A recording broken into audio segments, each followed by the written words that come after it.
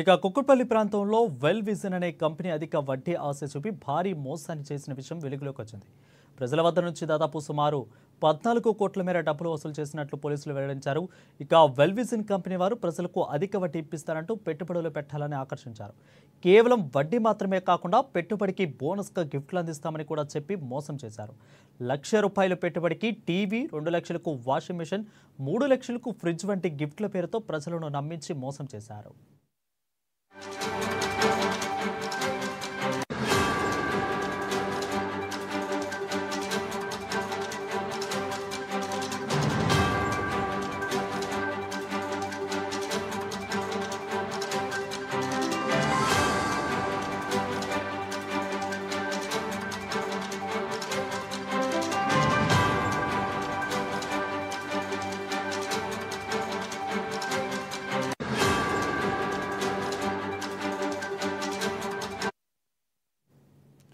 ఇక మొత్తానికి పెట్టుబడులు పెట్టిన బాధితులు తాము మోసపోయామని గ్రహించిన తర్వాత వెంటనే సైబరాబాద్ పోలీసులకు ఫిర్యాదు చేశారు. కేసు నమోదు చేసిన పోలీసులు విచారణ చేపట్టారు.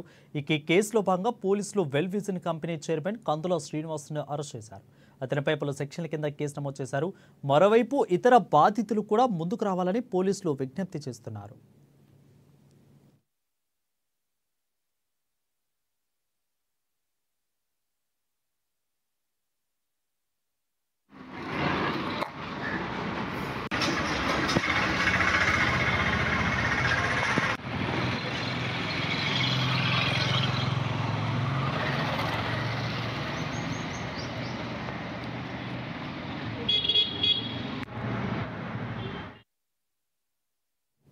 ఎస్ఎల్బీసీ టన్నెల్ ప్రమాద ఘటనకు నాటి బీఆర్ఎస్